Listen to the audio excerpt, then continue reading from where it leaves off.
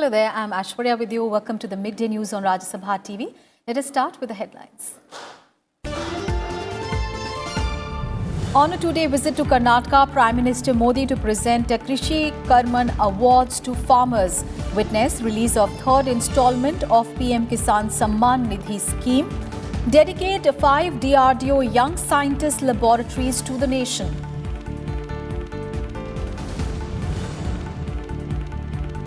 Nearly 4 lakh babies born around the world on New Year's Day, informs the UNICEF.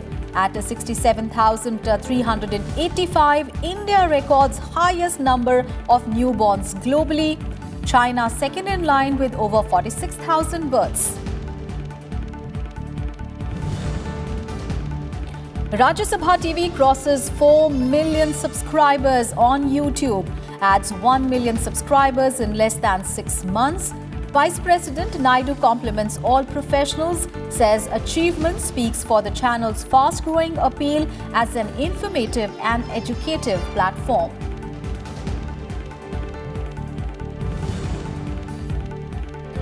And on the birth anniversary of Guru Gobind Singh, special prayers being held in Gurudwaras across the country. Vice President M. Venkaiah Naidu pays tribute to the 10th Sikh Guru, says his message and ideals equally relevant today.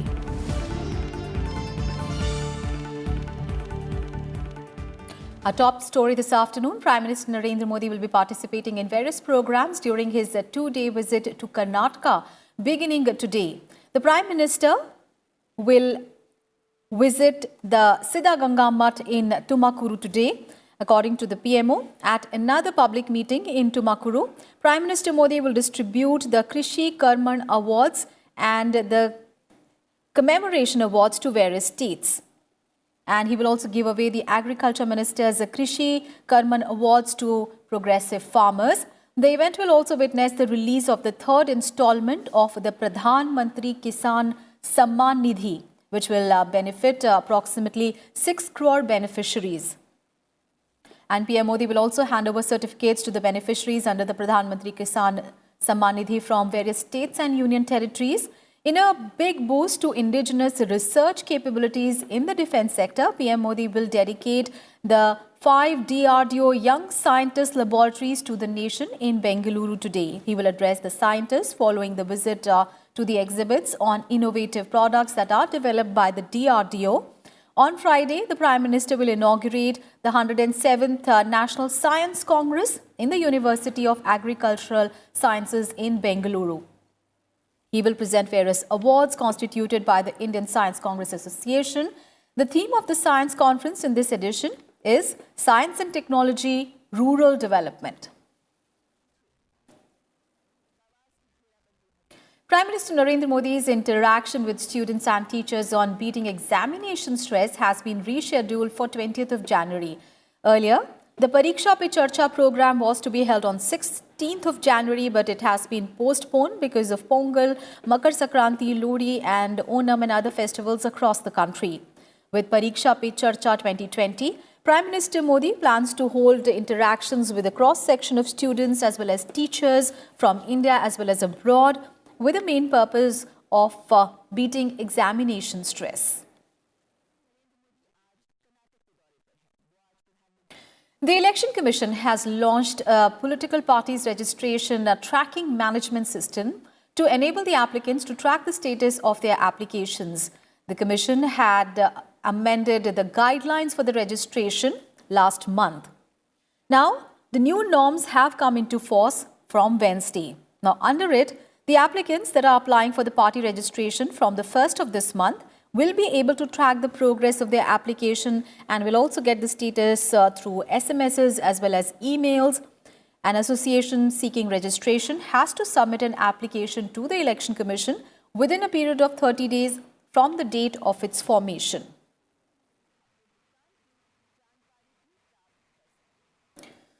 And the Indian economy began the new year on a positive note with the gross GST revenue collections for the month of December coming in at 1,03,184 crore rupees. Now, this is the second month in a row that the collections were above 1 lakh crore rupees. Data shows a 9% year-on-year jump in collections. Reports say that improvements have come in largely because of the steps taken to increase compliance and also check evasion. The government has undertaken several measures in the past months to improve collections. The data also shows growth of 16% over the revenue during the month of December 2018, which stood at 94,726 crore rupees.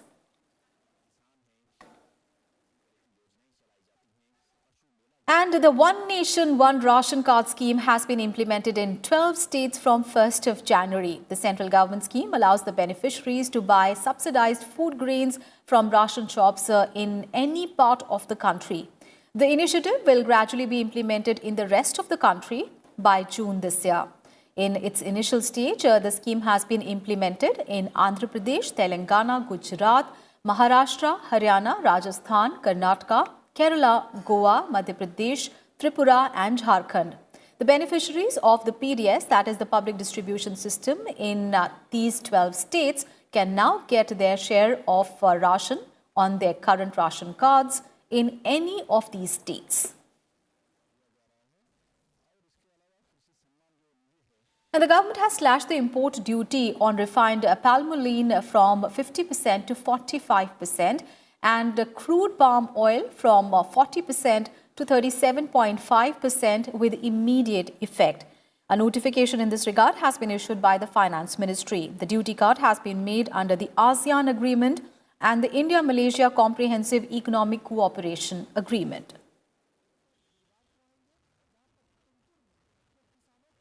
The Telecom Regulatory Authority of India, or TRAI, has made amendments to the new regulatory framework for the cable and broadcasting services with a view to protect consumer interests.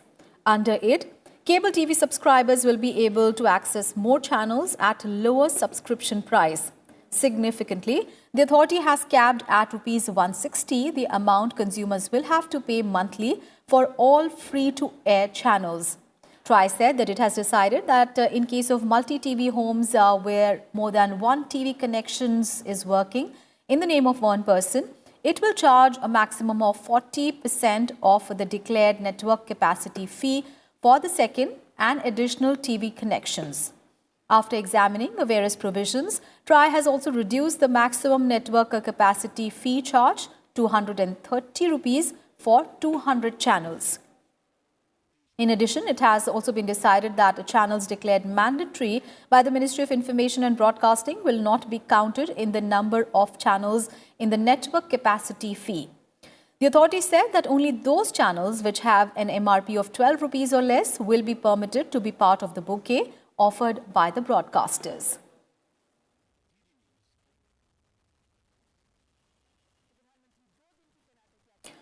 UNICEF has said that nearly 4 lakh babies were born around the world on New Year's Day, with India recording the highest number of these births worldwide at 67,385. Of this, an estimated 67,385 babies born in India, and China comes in second with 46,299 births. The UN Children's Agency said that Fiji in the Pacific most likely delivered the 2020's first baby, while the US the last of the New Year's Day. Globally, over half of these births were estimated to have taken place in 8 countries, including India, China, Nigeria, Pakistan, Indonesia, US, Democratic Republic of Congo, and Ethiopia.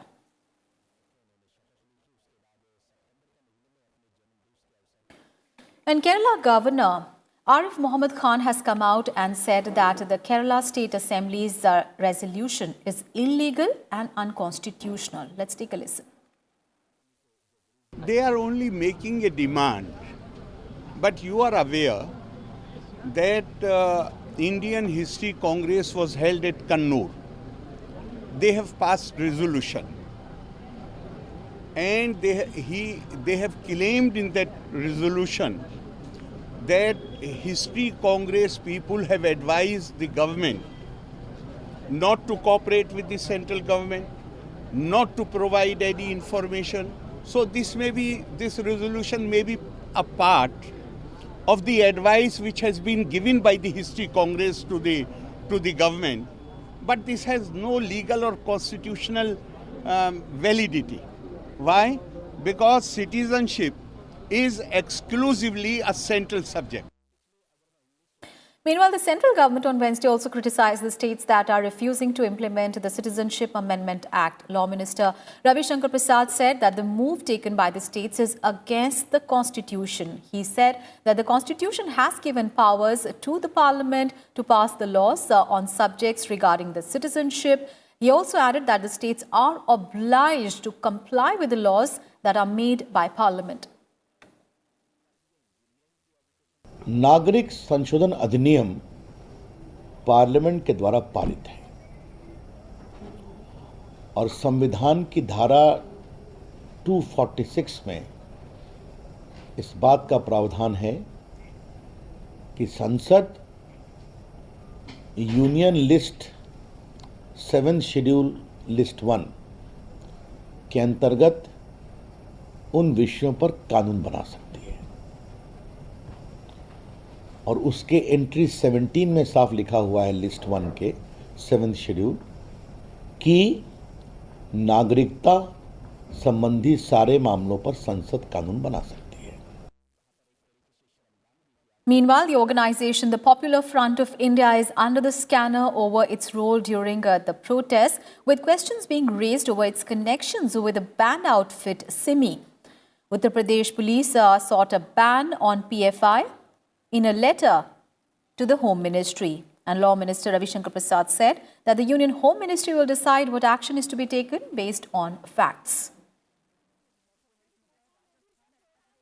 बिल्कुल सही है. PFI की बहुत भूमिका आ रही है सामने में, तो होम मिनिस्ट्री इस बारे में सबूत देकर तय करेगा. उनके खिलाफ बहुत मर्डर और किडनैपिंग के आरोप हैं.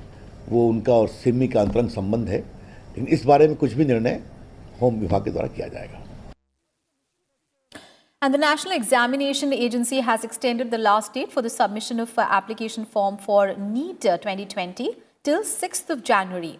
National Testing Agency has extended the date to enable the aspiring candidates who have not been able to apply in the online application form due to heavy rush in the website. However, the date of correction of the details in the online application form will be from 15th to 31st of January. And the candidates in the Kashmir Valley, Leh and Kargil can also submit the application from offline at the nodal centres fixed by NTA up to the extended date, that is 6th of January. Remember, the NEET UG entrance examination will be conducted on 3rd of May this year, and the results are likely to be released by 4th of June. Time for a very short break. We'll be right back. Stay tuned.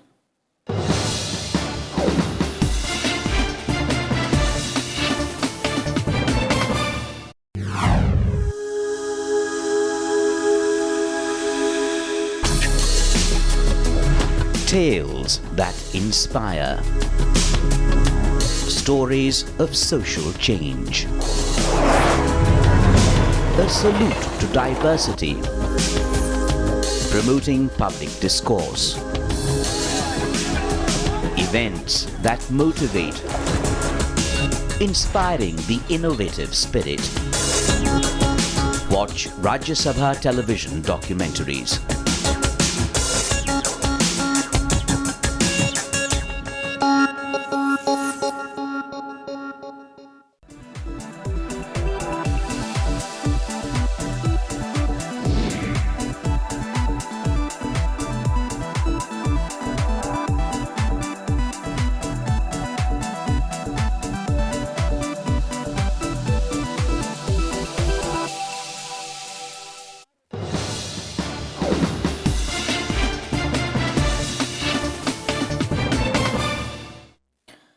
Senior NCP leader D.P. Tripathi passed away today after a prolonged period of illness. Tripathi, the General Secretary of the Nationalist Congress Party and a former Students' Union leader, was battling cancer.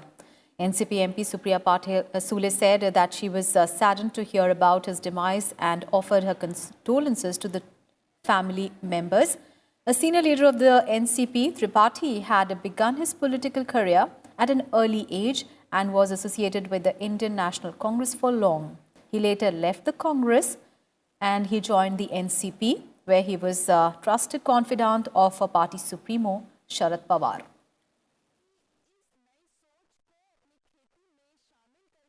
Now an update on the preparations for the Republic Day Parade, and a total of 22 tableau proposals, including 16 from the states and 6 from the central ministries, have been shortlisted for participation in this year's Republic Day Parade. The Ministry of Defence had received a total of 56 tableau proposals, comprising 32 from the states and 24 from the ministries in this regard. The tableau proposals received are evaluated in a series of meetings of the expert committee comprising eminent persons in the field of art, culture, painting, sculpture, music and architecture.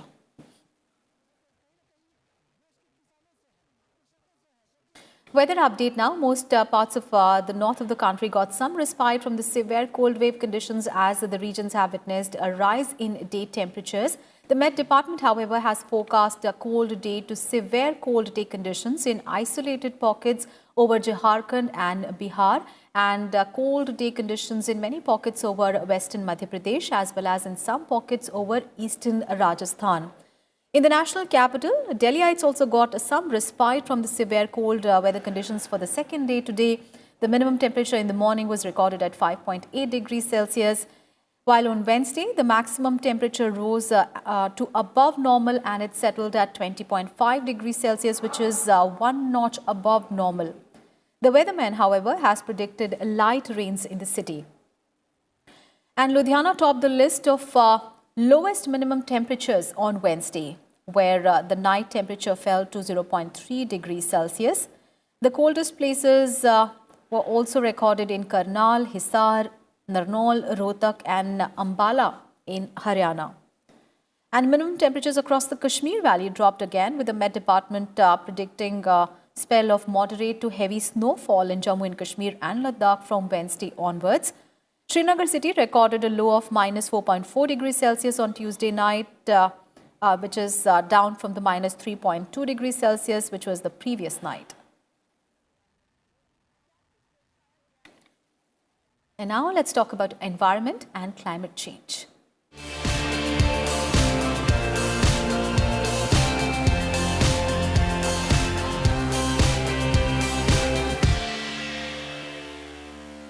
The UK government has announced that a new satellite data centre will help it analyse the impact climate change has on UK.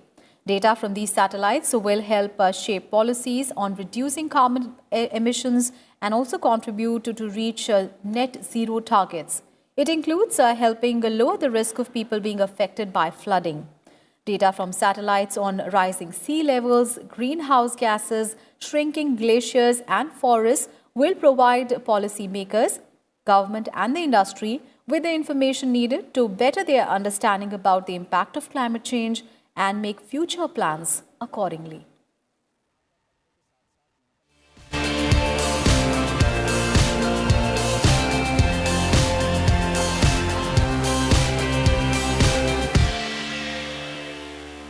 And the birth anniversary of the 10th Sikh Guru, Guru Gobind Singh, is being celebrated today. Born in 1666, Guru Gobind Singh is considered to be one of the most celebrated of all Sikh Gurus. On the occasion of the 353rd birth anniversary of Guru Gobind Singh, special prayers are being organized in Gurudwaras across the country.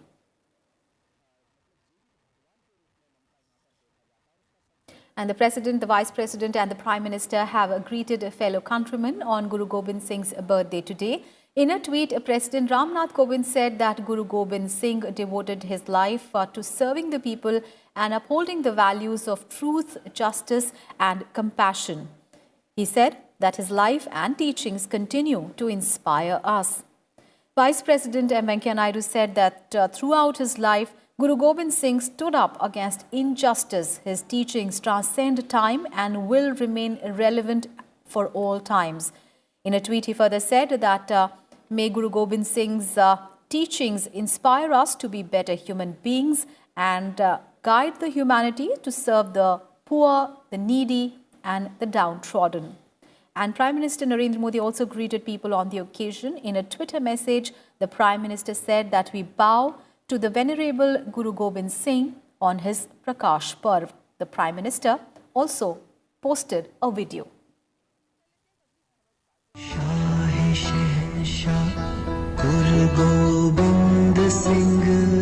साथियों, आज गुरु गोविंद सिंह महाराज का प्रकाश पर्व देश मना रहा है। खालसा पंथ के सृजनहार, मानवता के पालनहार, भारतीय मूल्यों के लिए समर्पित गुरु गोविंद सिंह जी को मैं श्रद्धापूर्वक नमन करता हूँ।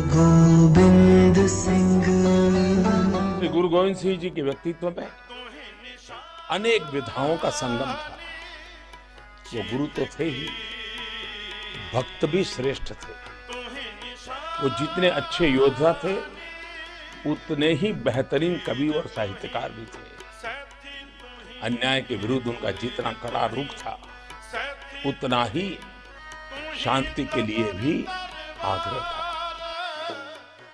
मानवता की रक्षा के लिए, राष्ट्र की रक्षा के लिए, धर्म की रक्षा के लिए उनके सर्वोच्च बलिदान से देश और दुनिया परिचित है।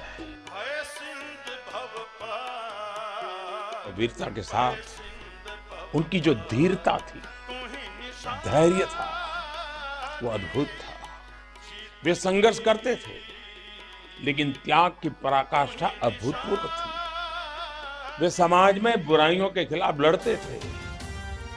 ऊंच नीच का भाव, जातिवाद का जहर, उसके खिलाफ भी गुरु गोविंद सिंह जी ने संघर्ष किया। यही सारे मूल्य नए भारत के निर्माण के मूल में है।